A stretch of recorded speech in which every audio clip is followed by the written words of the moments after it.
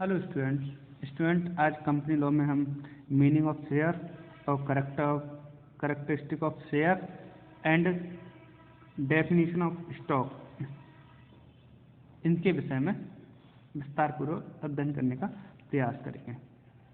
Student जैसे कि आप जानते हैं कि शेयर का अर्थ क्या होता है। अभी तक हमने कंपनी पढ़ी, कंपनी के टाइप्स पढ़े। जब हम कंपनी का निर्माण कर रहे होते हैं तो हमें क्या करना पड़ता है, पूंजी की आवश्यकता होती है। पूंजी एकत्रित करने के लिए हम जो साधन का यूज करते हैं उनमें से एक साधन है अंश, यानी कि शेयर। तो ये शेयर क्या है, एक साधन है जिससे पूंजी इकट्ठी होती है। तो ये साधन किस तरीके से है, मान लीजिए हमें इकाई, दहाई, सैकड़ा, हजार, 10,000, लाख, 1,00,000 रुपए की आवश्यकता है। हमने क्या काम किया, 10 रुपए वाले शेयर इशू करे, यानी कि 10,000 टुकड़े कर लिए, 10,000 भाग कर लिए, 10,000 क्या कर लिए, भाग कर लिए। तो उन भागों को 10,000 व्यक्तियों में हम बेच सकते हैं, तो वो भाग क्या कहलाएंगे, शेयर कहलाएंगे। क्लियर, वो भाग क्या कहलाएंगे, 10,000 भाग शेयर कहलाएंगे। और उन्हें हम बेचकर क्या कर सकते हैं, पूंजी एकत्रित कर सकते हैं। तो ये पूंजी कहा जाए निश्चित रकम को इकट्ठा करने के लिए या इकट्ठा करने के लिए जो साधन यूज किया जाता है वो शेयर होता है। या फिर कह सकते हैं कि कंपनी में जो पूंजी होती है वो अंशों के रूप में विभक्त होती है। ठीक, यानी कि 10,000 शेयर के रूप में पूंजी विभक्त है। ठीक, तो हम बुक के रूप में पढ़ लेते हैं। अंश पूंजी वाली कंपनी की पूंजी को एक निश्चित रकम के हिस्सों में विभाजित किया जाता है, इन्हें अंश कहते हैं। मतलब मैंने वही बताया, हिस्सों में बांट दिया पूंजी को, 1,00,000 रुपए को हमने 10,000 भागों में बांट दिया, उन्हें हम क्या कहते हैं, अंश कहते हैं। जैसे यदि एक कंपनी की पूंजी 10 करोड़ रुपए है और इसे 10 रुपए वाले 1 करोड़ हिस्सों में बांटा जा सकता है। हमने क्या कर दिया, अभी 1,00,000 का एग्जाम्पल लिया और 10,000, इसमें क्या करा है, 10 करोड़ की पूंजी की आवश्यकता थी, हमने 10 रुपए वाले 1 करोड़ में भागों में बांट दिए। तो जो भाग बने वो क्या कहलाएगा, हमारा शेयर कहलाएगा। तो इसे प्रत्येक हिस्से को अंश कहा जाता है। इस प्रत्येक हिस्से को क्या कहा जाता है, कंपनी अधिनियम की धारा 284 के अनुसार अंश का आशय कंपनी की अंश पूंजी में अंश से है और इसमें इसगंध भी शामिल है। इसगंध मतलब स्टॉक भी शामिल है। इस वजह से हमें इसगंध को अलग से पढ़ना पड़ेगा। इसगंध होता क्या है, मैं सामान्य रूप से बात कहूँ कि मान लीजिए हमने अंश जुटाने के लिए मतलब 10 रुपये की एक अंश है और मैंने मान लीजिए 1,000 शेयर खरीदे और मुझे कितने रुपए देने हैं, 1,000 के हिसाब से 10,000 रुपये देने हैं। कितने देने हैं, 10,000 रुपये देने हैं। मुझे ये रकम ज़्यादा बड़ी लग रही है और कंपनी भी समझ रही है कि ये व्यक्ति 10,000 रुपये एक साथ नहीं दे सकता। तो कंपनी ने क्या कहा, जो 10 रुपये हैं उनने बराबर बराबर भागों में बांट लिया। उन्होंने कहा 5 रुपये आप एप्लीकेशन पे दे दिए, 3 रुपये अलॉटमेंट पे दे दिए और 2 रुपये फर्स्ट कॉल या फाइनल कॉल पे। इस तरीके से आप 3 टुकड़ों में, यानी पहली बार आप मुझे 5,000 रुपये दे दिए जी, फिर 3,000 रुपये दे दीजिए और फिर आप मुझे 2,000 रुपये दे दीजिए। तो ये जो भाग हैं, जब इसगंध की बात कर रहा हूँ मैं, इसी में थोड़ा सा बता देता हूँ आपको। ये 10,000 रुपये जब मेरे पास इकट्ठे हो गए तो ये क्या हो गए, कंपनी के पास पूरा रुपये इकट्ठा हो गया। अब जो शेयर हैं उनकी कीमत, जो शेयर मार्केट में इनकी कीमत प्लस भी होती है। कोई शेयर 10 रुपये का है वो 11 रुपये का भी हो सकता है, बात को जब खरीदोगे तो 12 रुपये का भी हो सकता है, 15 रुपये का भी हो सकता है, 20 रुपये का भी हो सकता है, 30 रुपये का भी हो सकता है, या फिर वो 2 रुपये का भी रह जा सकता है। कंपनी अच्छी काम नहीं कर रही है, बेकार हो रही है, 1 रुपये का, 4 रुपये का, 5 रुपये का, उससे कंपनी की जो शेयर की वैल्यू है वो घट बढ़ रही है। जब कंपनी का जो पूरा शेयर हम भुगतान कर देते हैं, 10,000 रुपये भुगतान कर दिए और जब वो अपरिवर्तनीय हो जाते हैं हमारे पास, हम इनसे बदल नहीं सकते, मतलब इनका भुगतान पूरे हो जाता है, तब वो क्या हो जाते हैं, इसगंध हो जाते हैं। क्या हो जाता है, स्टॉक हो जाता है। क्लियर, अभी और एक्सप्लेन करेंगे जब ये पढ़ेंगे तो। कंपनी के अंश का तात्पर्य केवल धनराशि से ही नहीं बल्कि एक प्रकार के ऐसे हित से है जिससे धन से मूल्यांकन होता है, जिसका मूल्यांकन कैसे होता है, धन से होता है, और जो विभिन्न प्रकार के अधिकार तथा दायित्वों के अधीन होता है। अंश अंशधारकों तथा कंपनी के बीच एक अनुबंध स्थापित करता है। अंशधारियों का एक बमंडल है। ठीक, कह सकते हैं वास्तव में अंश का आश्रय पूंजी में एक निश्चित रकम पर अधिकार प्राप्त करने से है। इसके द्वारा इसके ग्रहणकर्ता को कंपनी से अधिकार भी प्राप्त होते हैं और साथ ही उत्तरदायित्व भी उत्पन्न होते हैं।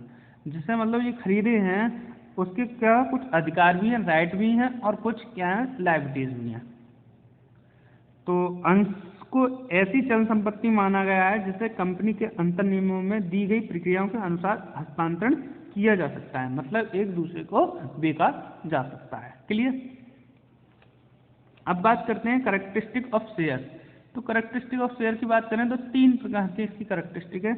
अंश या ऋणपत्र चल संपत्ति होते हैं। हमें ऋणपत्र से मतलब नहीं है, हमें मतलब किससे, यहाँ शेयर से। तो शेयर क्या है, चल संपत्ति है जो कंपनी के अंतर नियमों में दी हुई विधियों के अनुसार हस्तांतरित किए जा सकते हैं। क्लियर। सेकंड है हमारा अंश पूंजी वाली कंपनियों के प्रत्येक अंश के लिए एक क्रमांक निर्धारित किया गया है। जैसे हमने शेयर 10,000 बनाए तो हर शेयर का कोई ना कोई क्रम लगाया होगा, 1 लगाया हो या ABCD के नाम से लगाया है, कोई ना कोई क्रम निर्धारित किया है। वह अंश इसी क्रम से पहचाना जाना चाहिए या जाता है। ठीक, एक जैसे हमारे 10,000 शेयर हैं, हमने उसका 10,000 को एक एक संख्या करके 1 2 3 करके नहीं कहा। मैंने डी के कंपनी है तो डी के 1, डी के 2, डी के 3 इस तरीके से बांटा है मैंने जितने भी शेयर है। एक सदस्य को उसके अंशों पर स्वामित्व प्रकट करने के लिए कंपनी द्वारा अपनी सर्व मुद्रा के अंतर्गत एक प्रमाण पत्र निर्गमित किया जाता है। मान लीजिए मैंने 10,000 शेयर इशू करे तो उसमें क्या होगा, मैंने खरीदे थे 1,000 शेयर खरीदे थे तो कंपनी लिखेगी मैं डी के कंपनी इन्हें 10,000 शेयर देने का आश्वासन मतलब देती हूँ और भविष्य में इनको ये हस्तांतर करने का अधिकार प्राप्त है। तो वो जो भी एक लिखित रूप में जो प्रमाण पत्र देंगे तो वो प्रमाण पत्र कंपनी जारी कर सकती है। इसे शेयर सर्टिफिकेट भी कहा जाता है। क्लियर। अब बात करते हैं इस गंध की। तो हम वही एग्जाम्पल के बारे में बात करेंगे। पहले मान लीजिए मैंने 10 रुपये वाले 1,000 शेयर खरीदे और 1,000 के हिसाब से मैंने कंपनी को 10,000 रुपये दे दिए। तो जो कंपनी को जब मैंने 10,000 रुपये दे दिए तो अब इन 10,000 का मेरे हिसाब से तो 10,000 रुपये मूल है और इसमें क्या हो सकता है, घट या बढ़ सकते हैं। तो अंशों के अंतर्गत इसगंध या स्टॉक भी कहा जाता है। अंशों के अंतर्गत इसगंध भी आता है, मतलब आता है। अंशों एवं इसगंध में अंतर व्यक्त या विवक्षित है।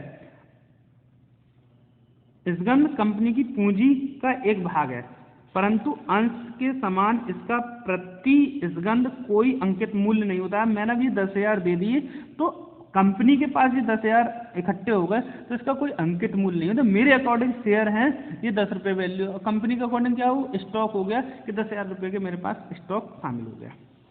जब एक कंपनी के अंशों का पूरा भुगतान हो जाता है तो उन्हें अर्थात कंपनी की पूर्णतः चुकता अंशों को इसगंध में बदल दिया जाता है। क्लियर।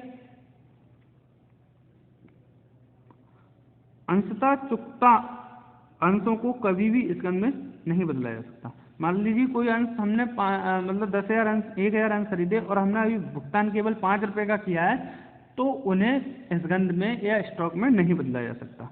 ठीक है। इसगंध का आश्रय चुकता अंशों की इकट्ठी राशि से है, मतलब पूरे अंश जब हमने पेमेंट कर दी है उनसे जो इकट्ठा हो रहा है तो उसकी राशि से है, जिसके बाद में किसी भी राशि के छोटे छोटे टुकड़ों में बांटा जा सकता है। इन्हें कितने भी रुपए की रकम के आधार पर बेचा जा सकता है, भाई जिस हिसाब से बिक रहा है उस हिसाब से बेचा जा सकता है।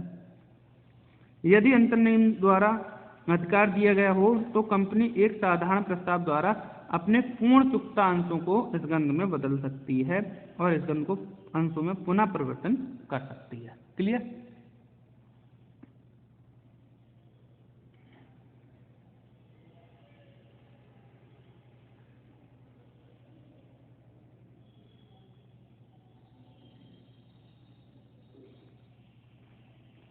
हम अब इसको लीकेज देख लेते हैं, अंश क्या है, उसके बाद कैरेक्टरिस्टिक देख लेते हैं और डेफिनेशन ऑफ स्टॉक देख लेते हैं।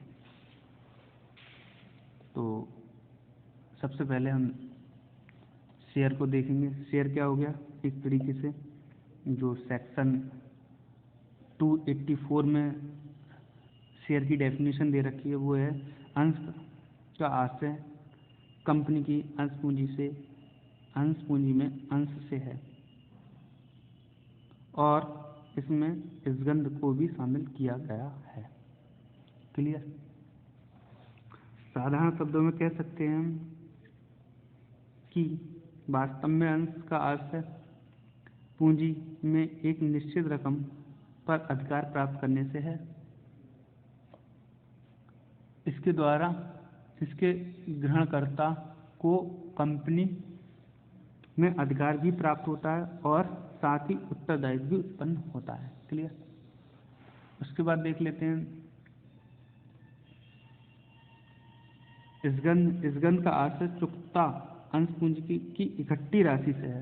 मतलब जो अंश को चुकता कर दी है, अंश के जितने भी पैसे हैं वो पेमेंट कर दिए हैं, उसके बाद किसी भी राशि के छोटे छोटे टुकड़ों को बांटा जा सकता है। उसी बांटे हुए टुकड़े को हम क्या कह सकते हैं, इसगंध कहते हैं। इन्हें कितने भी रुपए की रकम के आधार पर बेचा जा सकता है, तो वो क्या कहलाएगा, हमारा स्टॉक या इसगंध कहलाएगा। तो छात्रों, आज हमने मीनिंग ऑफ शेयर जाना, कैरेक्टरिस्टिक ऑफ शेयर जाना और डेफिनेशन ऑफ स्टॉक जाना। कल हम शेयर के टाइप्स पढ़ेंगे, जिसमें से वो इक्विटी शेयर और प्रेफरेंशियल शेयर का अध्ययन करेंगे। Thank you very much.